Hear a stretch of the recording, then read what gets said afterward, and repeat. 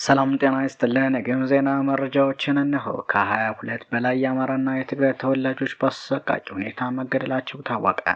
በምስራቅ ወለጋ ጊዳያና ወረዳ ልዩ ቦታው መንደር 3 ተብሎ በሚጠራው አካባቢ መከላከያ ሰራዊትና የክልሉ ልዩ ኃይል እንዲሁም ገዳ ኮማንዶና ሚሊሻ ኃይሉ በቅንጅት በከፈቱት መንግስት መር ጭፍጨፋ ንጹሃን ወገኖች በግፍ ተጨፍጭፈዋል። በመንደሩ ጭፍጨፋው የተከፈተው ነሐሴ 18 ቀን 2018 ዓ.ም ማለዳ ጀምሮ ሲሆን በዚህም ሃይማኖት አባቶች እና አረጋውያንን ጨምሮ ከ22 በላይ የአማራና የትግራይ ተወላጆች በአሰቃቂ ሁኔታ ተገድለዋል። ንጹሃኑ የተጨፈጨፉት በመከላከያ ሰራዊቱና በገዳ ኮማንዶ ኃይል ሽፋንና እገዛ በሚሰጠው ከክላሽ ጀምሮ ሜጫና ቆንጨራ በታጠቀ የቄሮ ቡድን መሆኑን ምንጮች ገልጸዋል። ከአሁን የ22 ንጹሃን አስከሬን መገኘቱንና አሁንም በየማሳው ወድቆ የዱር አራዊትና የሰማይ አሞራ እየበላ የሚገኝ አስከሬን መኖሩን ነው ምንጮች የገለጹት። ከሟቾች መካከልም ከፍተኛ ቁጥር የሚይዙት የአማራ ተወላጆች ሲሆኑ በአካባቢ የሚኖሩ የትግራይ ተወላጆች በእነዚሁም ጽንፈኛ ኃይሎች በአሰቃቂ ሁኔታ ተጨፍጭፈዋል። ሀብት ንብረታቸውም ወድመዋል።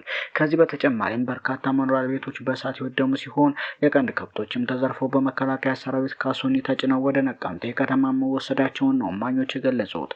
የከባድ መሳሪያ ሽፋን ከመስጠት ጀምሮ ንጹሃንና አረጋውያንን ጨምሮ በሜጫና በሌሎች ስለታማ መሳሪያዎች የሚገድሉ ወጣቶችን አደራጅቶ በወታደራዊ ኦራል ተሽከርካሪ ጭኖ ከቦታ ቦታ እስከ ማንቀሳቀስና እልቂቱን እስከ መምራት የደረሰ ስራ የሚሰራው በሌተናል ጀነራል ዘውዱ በላይ የሚመራው ማዕከላዊ እዝና በሜጀር ጀነራል አማረ ባህታ የሚመራው የምዕራብ እዝ መከላከያ ሰራዊት ነው። ከነዚህ ጽንፈኛ ኃይሎች በተጨማሪ የገዳ ኮማንዶ ኃይል፣ የክልሉ አድማ ብተና ኃይል፣ ጋቸና ሲርና ራፔሎላ የሚኒሻ ኃይሉ በቅንጅት የእልቂቱ ዋና መሪ እንዲሁም ፈጻሚና አስፈጻሚ ናቸው ሲሉ ተጎጂዎች ተናግረዋል። ይህ በእንዲህ እንዳለ የአማራ ብሔርተኝነትን አንቀበልም ሲል እስክንድር ነጋ ገልጸዋል።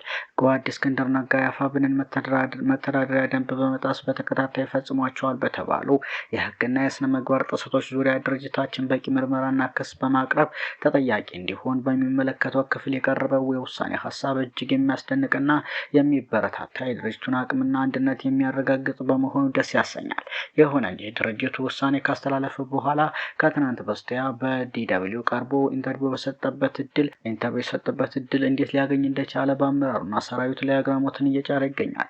ከሁሉም የሚደንቀው የድርጅታችን ርዕዮተ ዓለም የሆነውን የአማራ ብሔርተኝነትን እንደማይቀበል በግልጽ ለድርጅቱ ያሳወቀው እስክንድር ነጋ እንዴት በአፋብን አባልነት እስካሁን ሊቆይ ቻለ? የቀረበበት ተጠየቅስ በአግባቡ ባለመፈጸሙ ትናንት በዲደብሊው ማብራሪያ በመስጠት ድርጅታዊ ክህደት የፈጸመው ማንን ተማምኖ እንደሆነ ግራ ስለሚያጋባ እስክንድር መስዋዕትነት ከሚከፍለው ሰራዊታችንና መላ ህዝባችን በላይ አይነክ የሆነበት ምክንያት ግራ ያጋባል። የአማራን ብሔርተኝነት ለማስረጽ በጠላት የእሳት ቀለበት እያለፈን ከመላው ህዝባችን ጋር ያደረግናቸው ውይይቶችና መድረኮች፣ ንቅናቄዎች ያሳካነውን የፈጠርነውን የፖለቲካ ንቃት የሚያጠላሹ ህዝብንና ሰራዊትን የሚያደናግር አካል ጭራሹን ይህን ያክል በትግላችን እስኪያላግጥ እድል መፍጠር በእጅጉ ቢያሳዝንም እስክንድር በአባልነት የሚታገልበት ያሳምነው ህዝብ በቂ ምላሽ ይሰጣል ብለን ተስፋ እናደርጋለን።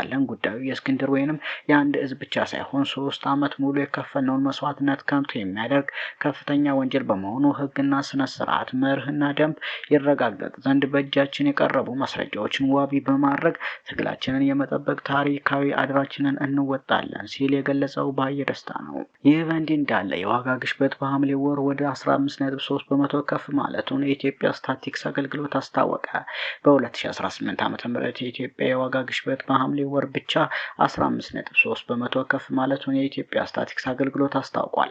አገልግሎቱ ባወጣው ወርሃዊ የዋጋ ንረት መረጃ በሐምሌ ወር የተመዘገበው የዋጋ ግሽበት ከባለፈው ዓመት ጋር ከነበረው 13.7% ጋር ሲነጻጸር ጭማሪ አድርጓል። ሰኔ ወር ላይ የነበረው 14.8% ነበር። በዚህ ወር የምግብ ንረት 15.7% ሲሆን የምግብ ያልሆኑ እቃዎችና አገልግሎቶች የዋጋ ንረት ደግሞ 14.8% ደርሷል ሲል አገልግሎቱ ገልጿል። የዋጋ ንረቱ በ2018 ዓ.ም መጀመሪያ ወራት ላይ በመቀነስ ዝቅተኛ ደረጃ ከደረሰ በኋላ ከሚያዝያ ወር ጀምሮ ዳግም እየጨመረ የመጣ ሲሆን በመጋቢት ወር የነበረው የዋጋ ንረት ከወራት ዝቅተኛ ደረጃዎች አንዱ ሲሆን በቀጣዮች ወራት ግን ጭማሪ ታይቷል።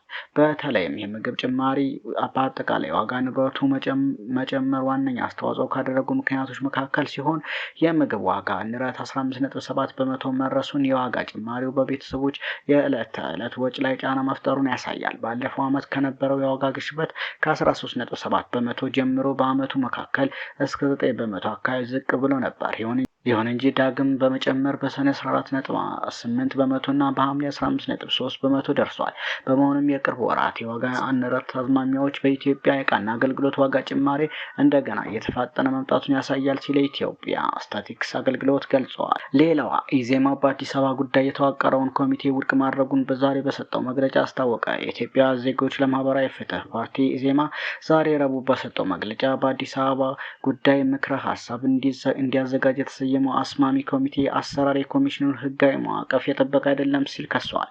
የፓርቲው መሪ አቶ እዮብ መስፍን እንደገለጹት የኮሚቴው አወቃቀርና አካሄድ የኮሚሽኑን ህግ ያልተከተለ በመሆኑ ፓርቲው አጠቃላይ ሂደቱን ውድቅ በማድረግ ለሀገራዊ ምክክር ኮሚሽኑ ቅሬታ አቅርበዋል። ኢዜማ አክሎም በአዲስ አበባ ጉዳይ ላይ ካለው ተቃውሞ በተጨማሪ በምክክሩ ወቅት የቀረቡ 400 ያህል ምክረ ሀሳቦችና ውይይቶች ቃለ ጉባኤዎች ለህዝብ ግልጽ እንዲሆኑ ጥሪ አቅርበዋል። ሰሞነኛ መረጃዎች እነኛን ይመስሉ ነበር።